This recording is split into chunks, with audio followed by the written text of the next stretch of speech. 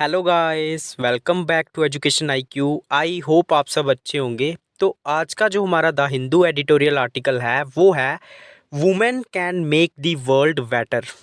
तो सबसे पहले मैं आपको हेडिंग का मतलब बताता हूँ कि जो औरतें हैं ना, वो इस वर्ल्ड को बेटर कर सकती हैं।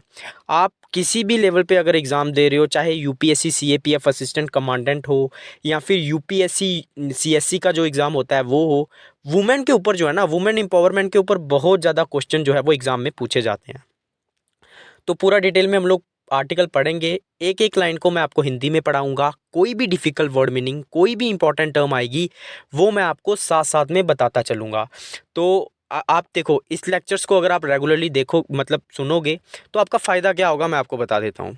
आपका वोकैब ऑटोमेटिकली स्ट्रांग हो जाएगा। आपको रीडिंग करना आ जाएगा। आप कोई सी भी बुक पढ़ने बैठोगे तो आप आराम से जो है वो रीड कर सकोगे। तो रेगुलरली इन लेक्चर्स को देखो, नॉलेज तो आपका ऑटोमेटिकली बढ़ेगा ही। मंडे टू सैटरडे डेली मेरा वीडियो आएगा नाइट को। टाइम मैं अभी परमानेंट बता नहीं सकता कि एग्जैक्ट किस टाइम पे आएगा, लेकिन डेली नाइट को मैं जो है वो वीडियो अपलोड करता हूँ। और जैसे ही वीडियो अपलोड करता हूँ, तुरंत मैं टेलीग्राम पे उसका लिंक भेज देता हूँ आपको। तो आपको क्या करना है, एक बार मेरे से पढ़ने के बाद इसको जाके खुद से पढ़ो। इसका जो वीडियो लिंक है वो आपको टेलीग्राम पे मिल जाएगा। तो स्टार्ट करते हैं आज का the Hindu editorial article without any time waste. मेरा नाम है अभिलाष। तो क्या लिखा हुआ है, economic history has been chronicled through a male lens. अब ये क्रोनिकल्ड का मतलब क्या होता है ना, क्रोनिकल्ड का मतलब होता है कि रिकॉर्ड करना, किसी चीज़ को रिकॉर्ड करना, किसी चीज़ का रिकॉर्ड रखना। तो जो हमारी इकोनॉमिक हिस्ट्री है ना, हम इसको रिकॉर्ड करते हैं किसके थ्रू, मेल लेंस के थ्रू। मतलब जो मर्द है ना, उनके हिसाब से हम लोग हिस्ट्री को लिखते हैं। Emphasising emphasising the contribution of man and their view point.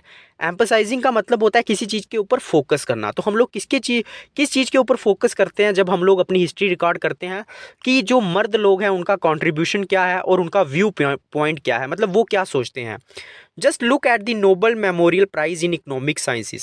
सिर्फ आप जो नोबल मेमोरियल प्राइज़ होता है इकोनॉमिक साइंसिस में, आप जिस सिर्फ उसको देखो, ठीक है। अगर हम लोग उसके बेसिस पे जज करेंगे, it has been awarded to 90 man since 1969।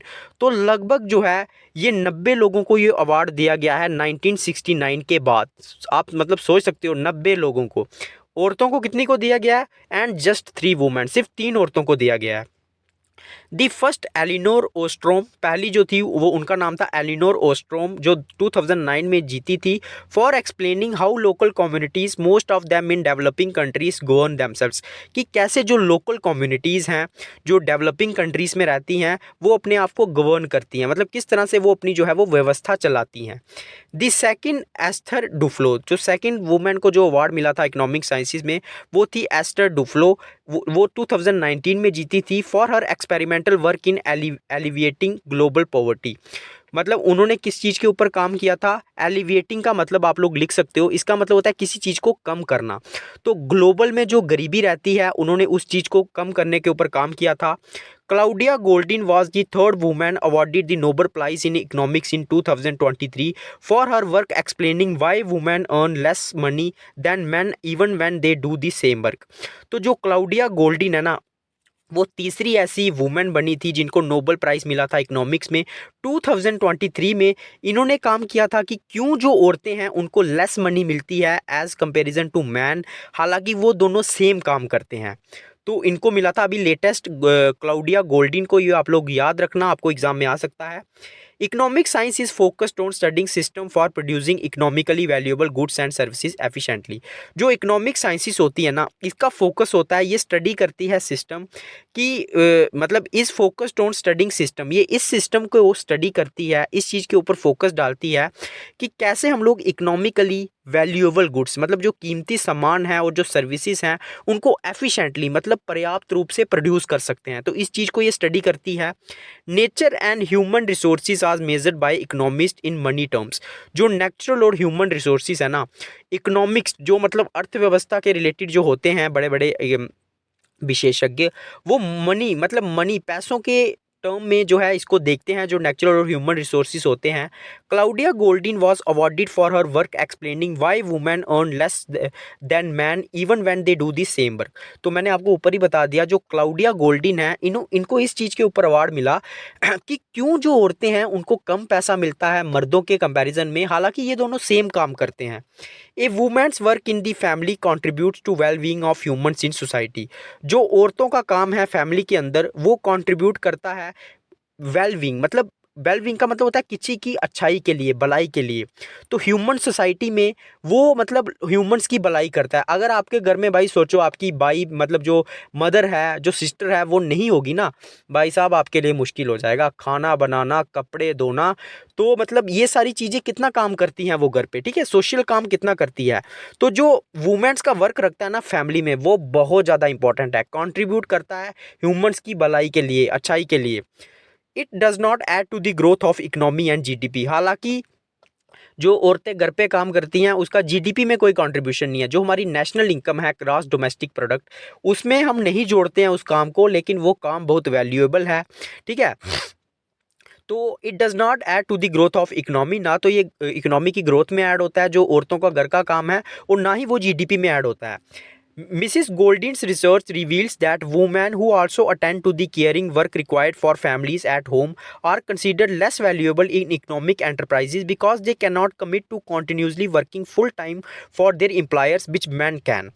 तो जो गोल्डिन का, जिनको अभी इस साल नोबेल प्राइज़ मिला इकोनॉमिक्स में, उनका जो रिसर्च था औरतों के ऊपर, उसने इस चीज़ को रिवील किया कि जो औरतें हैं who also attend to the caring work required for family, कि जो औरतें काम करती हैं और साथ साथ में वो केयर भी करती है। केयर का मतलब होता है देखभाल भी करती हैं, जो केयरिंग वर्क चाहिए होता है, ठीक है, फैमिलीज़ के लिए घर पे, आर कंसीडर लेस वैल्यूएबल, उन औरतों को कम वैल्यूएबल माना जाता है, ठीक है, इन इकोनॉमिक एंटरप्राइजेज। मतलब जो एंटरप्राइजेज मतलब जो कंपनीज होती हैं ना इकोनॉमिक एंटरप्राइजेज, उनमें उनको कम वैल्यूएबल माना जाता है। ऐसा क्यों होता है? Because they can not commit to continuously working full time, क्योंकि वो फुल टाइम काम नहीं कर सकती हैं फॉर देयर एम्प्लॉयर्स, उनके एम्प्लॉयर्स के लिए, जिनके अंडर में वो काम करती हैं, वो फुल टाइम काम नहीं कर सकती हैं। हालांकि मर्द जो है वो कर सकते हैं।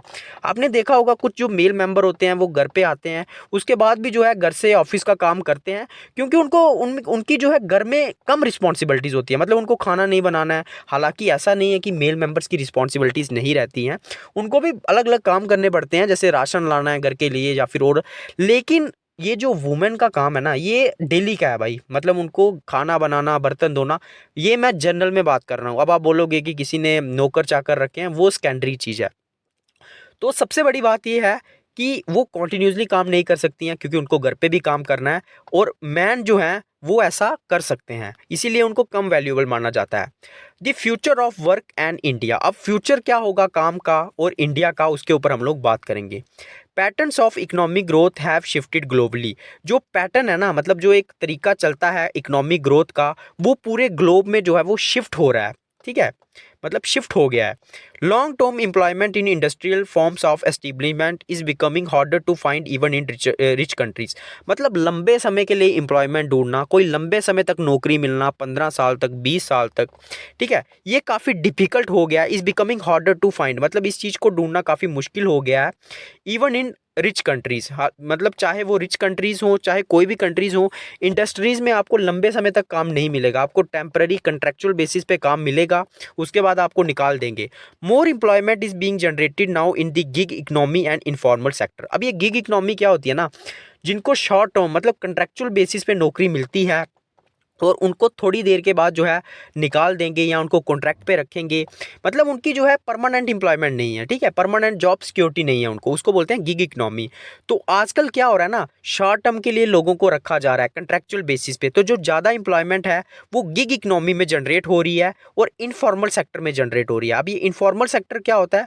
इनफॉर्मल सेक्टर मतलब जहाँ पे आपकी वही बात होगी जैसे गिग इकोनॉमी है, उसी तरह इनफॉर्मल सेक्टर है। मतलब गवर्नमेंट के रिकॉर्ड में इसका कोई नहीं है। जैसे कोई केले की जो है वो लगा के बैठा हुआ है, मतलब केले बेच रहा है, तो उसका गवर्नमेंट के साथ कोई वो कनेक्शन नहीं है, ठीक है, वो कोई गवर्नमेंट को कुछ नहीं दे रहा है, गवर्नमेंट में उसका कोई रिकॉर्ड नहीं है, तो वो इनफॉर्मल सेक्टर हो गया। तो ज़्यादातर आजकल इंप्लॉयमेंट यहाँ पे जनरेट हो रही है।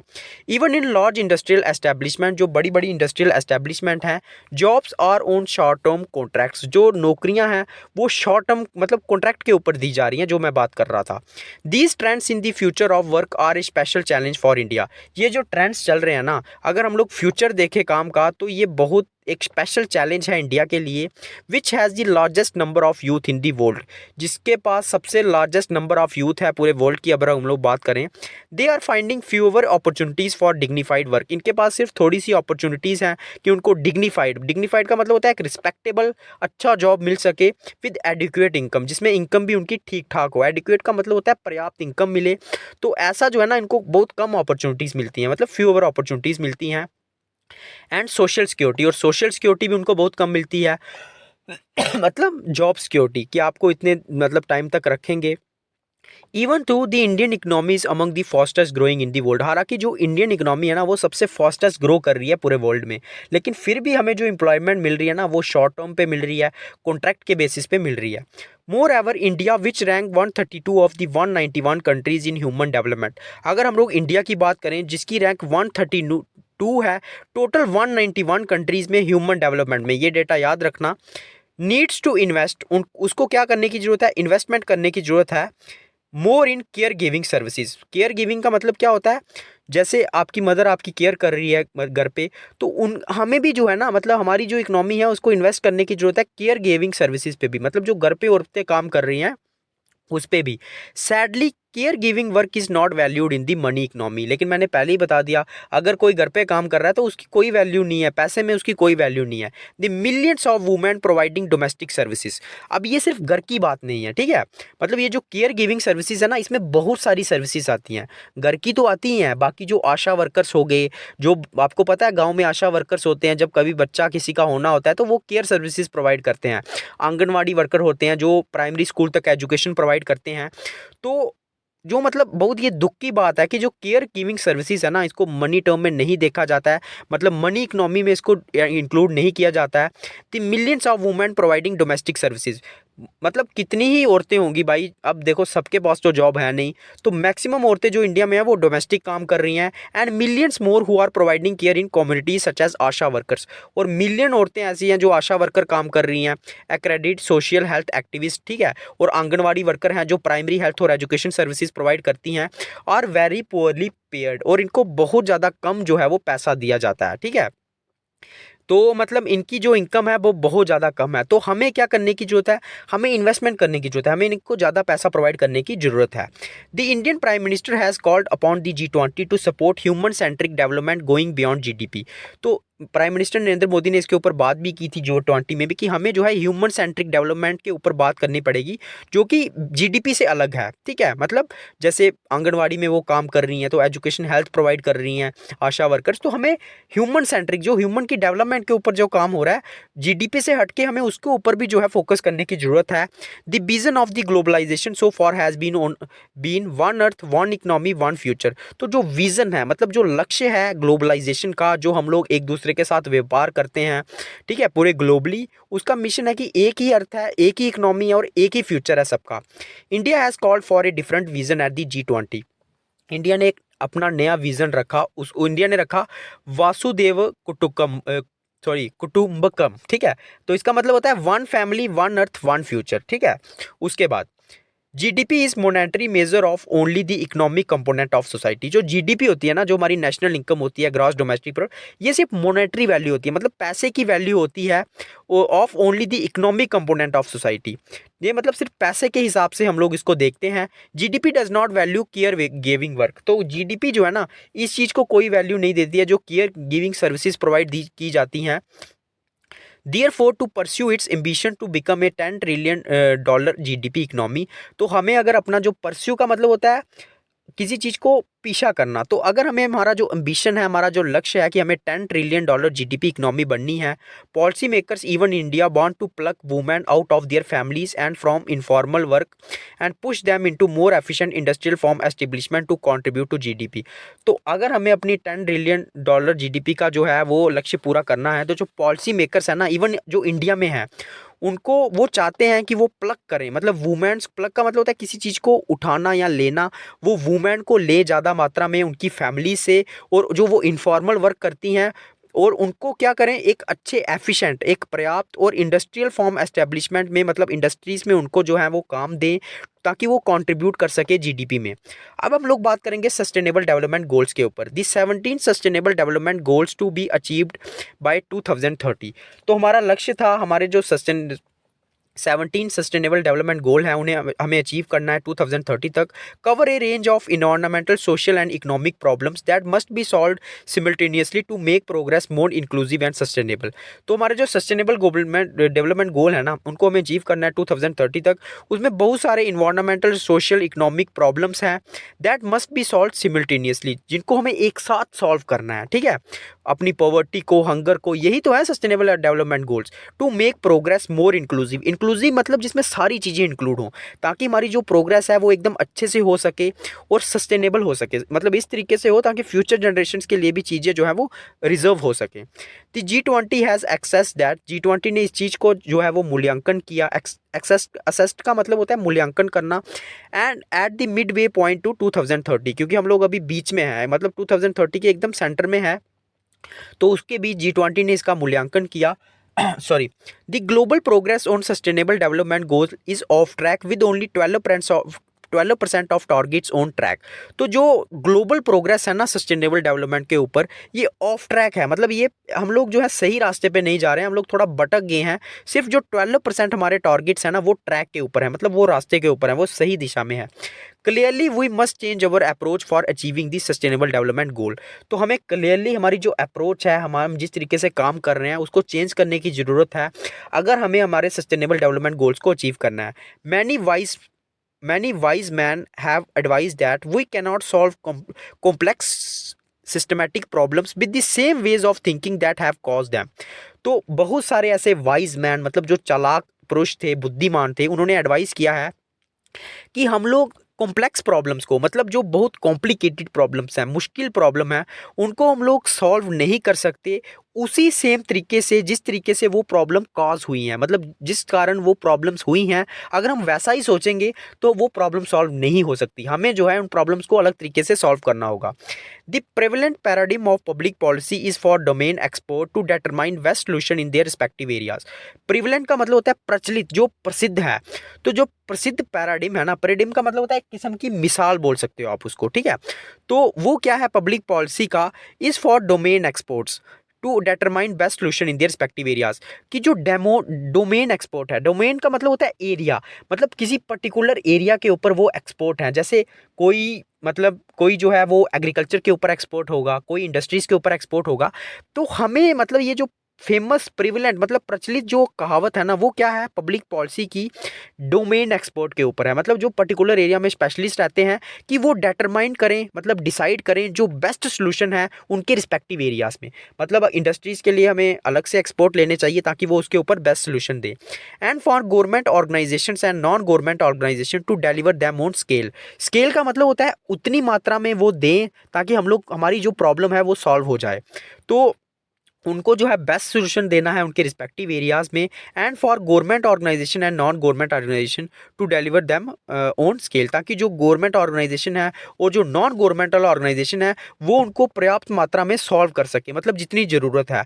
How ever educational solutions that work in Kerala will not suit in Bihar. हालांकि जो एजुकेशन सोल्यूशन हम लोग केरल में देंगे, ऑब्वियसली हो सकता है वो बिहार में सूट ना करें। Water management system that suit Rajasthan will not fit Uttarakhand. जो वाटर मैनेजमेंट सिस्टम राजस्थान में फिट हो वो उत्तराखंड में फिट ना हो। मोर एवर इन्वायरमेंट, मतलब जो हमारा वातावरण है, लाइवलीहुड, हमारा रोजगार है, हेल्थ है, इंफ्रास्ट्रक्चर सोल्यूशन है, that must match with each others in their local context. तो जितने भी ये चीज़ें हैं ना, इनको क्या करना होगा, मैच करना होगा। मैच मतलब एक दूसरे के साथ मिलके सहयोग से काम करना होगा। मैच का मतलब होता है ऑल टुगेदर, मतलब एकजुट होके एक दूसरे के साथ काम करना होगा उनके लोकल कॉन्टेक्स्ट में, मतलब लोकल संदर्भ में। Therefore complex problem must be solve bottom up. तो हमें जो कॉम्प्लेक्स, हमारी जो कॉम्प्लिकेटेड मुश्किल प्रॉब्लम है ना, उनको हमें जरूरी है कि हम उनको नीचे से सॉल्व करें, मतलब बॉटम से सॉल्व करें, नॉट टॉप अप, ना कि हम उनको ऊपर से सॉल्व करें, सॉरी टॉप डाउन, ठीक है। हमें उनको नीचे से सॉल्व करने की ज़रूरत है। Local system solution cooperatively developed by communities are the only way the goals of sustainable development can be achieved. तो जो लोकल सिस्टम सॉल्यूशंस है ना, मतलब जो ग्राउंड लेवल पे लोकल लेवल पे सॉल्यूशन है, कोऑपरेटली मतलब एक साथ मिलके डेवलप्ड बाय कम्युनिटीज़, जो अलग अलग कम्युनिटीज़ डेवलप करती हैं, यही एक तरीका है हम लोग अपने जो सस्टेनेबल डेवलपमेंट गोल्स हैं उनको अचीव करने का। Value the work of caring, हमें कीमत देनी होगी जो केयरिंग का वर्क है। केयरिंग मतलब जो आशा वर्कर्स काम कर रही हैं, मैंने पहले ही बताया, जो आंगनवाड़ी में काम कर रही है, उनको हमें वैल्यू देने की ज़रूरत है, मतलब उनकी कीमत को समझने की ज़रूरत है। The masculine view of the economy is a production machine driven by competition. Masculine मतलब क्या होता है, अगर हम लोग मर्दों के संदर्भ में बात करें, मैस्कुलाइन मतलब मर्दों के रिलेटेड, पुरुषों के रिलेटेड, तो ये व्यू क्या है इकोनॉमी का, इज ए प्रोडक्शन मशीन, मतलब ये प्रोडक्शन मशीन है जो किससे होती है, कंपटीशन से चलती है। ठीक है, मतलब हमें कंपटीशन करना होगा और चीज़ें प्रोड्यूस करनी होगी। और जो फेमानाइन मतलब जो औरतों के व्यू से अगर हम लोग इकोनॉमी के देखें, is a society of human beings, ये एक सोसाइटी है, एक समाज है जो कि केयर करता है। मेन स्ट्रीम इकोनॉमिक्स, जो बड़े बड़े मेन स्ट्रीम इकोनॉमिक्स है, so for dominated by man, उनको डोमिनेट कौन करता है, जो पुरुषों द्वारा डोमिनेट किए गए हैं, has created a tragedy of the Commons. उन्होंने क्या किया है, लोगों को जो है ना, लोगों की एकदम मतलब जो मेन स्ट्रीम इकोनॉमिक्स है, so for dominated by man, main stream मतलब जो मेन इकोनॉमी है उसको अभी तक जो है डोमिनेट किसके द्वारा किया गया है, डोमिनेटेड बाय मैन। और उसने एक ट्रेजेडी क्रिएट की है लोगों के लिए, कॉमन्स के लिए, मतलब पीपल के लिए। Nobel Luricate Ostrom showed that how local communities, often with women at their center, cooperatively govern their local resources equitably and sustainably। तो ऑस्ट्रोम ने दिखाया था कि कैसे जो लोकल कम्युनिटीज़ हैं, औरतों के साथ उनके सेंटर में, मतलब औरतें जो है वो बीच में होती हैं, कोऑपरेटली गवर्न होती हैं, मतलब काम करती हैं, इक्विटेबली रिसोर्सेज को यूटिलाइज करती है, और सस्टेनेबली मतलब फ्यूचर के लिए भी चीज़ें जो है वो सिक्योर रहें। Mrs Ostrom proposed a different paradigm based on cooperation, equity and sustainability for realising the promise of the commons which is the urgent need of the millennium. Millennium मतलब जो अभी दशक चल रहा है, जो अभी 100 वर्ष का जो पीरियड चल रहा है। तो उन्होंने एक डिफरेंट पैराडिम, एक डिफरेंट मिसाल दी थी, जो कॉपरेशन मतलब हमें एक साथ मिलकर काम करना है, इक्वली काम करना है, सस्टेनेबली काम करना है, और जो मतलब इस चीज़ को जो मतलब लोगों का जो प्रॉमिस किया है उसको रियलाइज़ करना है, जो कि अर्जेंट नीड है इस सेंचुरी की। A paradigm change is required in economics. तो जो मिसालें चली आ रही है ना, जो हमारी अप्रोच चली आ रही है, उसे हमें चेंज करने की जरूरत है। Paradigm changes always require a power shift which is difficult because people with power will not let go. तो जो पैराडिम है ना, जो मिसालें हैं, जो चीज़ें चलती आ रही हैं, उसे उसे जो है एक पावर शिफ्ट की ज़रूरत होती है, मतलब औरतों मर्दों से हमें पावर जो है औरतों को शिफ्ट करने की ज़रूरत है। लेकिन ये बहुत डिफिकल्ट चीज़ है, क्योंकि जिनके पास पावर होती है ना, वो उसको लेट गो मतलब जाने नहीं देना चाहते हैं।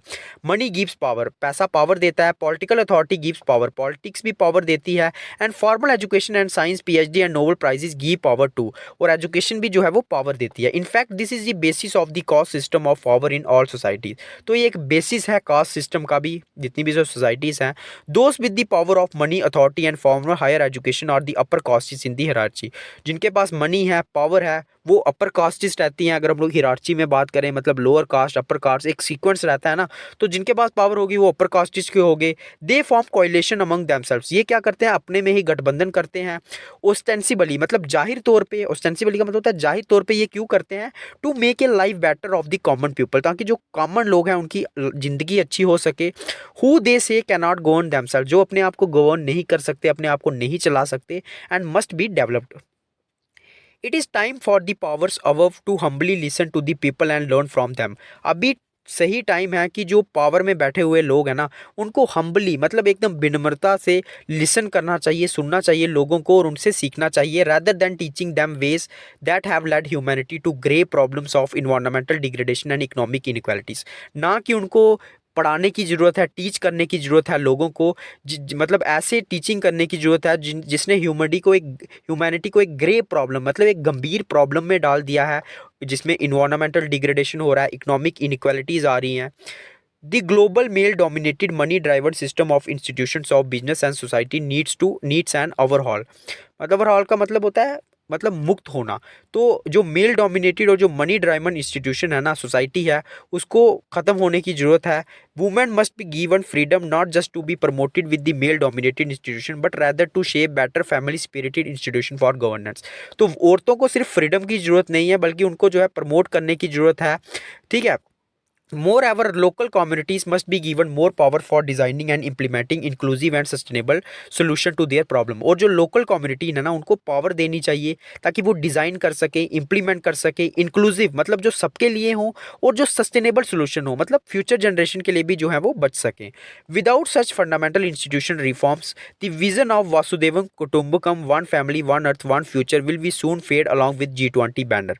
तो अगर हम लोग ये फंडामेंटल रिफॉर्म मतलब चेंजेस नहीं करेंगे, तो जो हमारा विज़न है ना, जो लक्ष्य है वासुदेव कुटुंबकम, जो हमारा विज़न है one family one earth one future, ये धीरे धीरे फेड हो जाएगा, मतलब ख़त्म हो जाएगा G20 बैनर्स के साथ।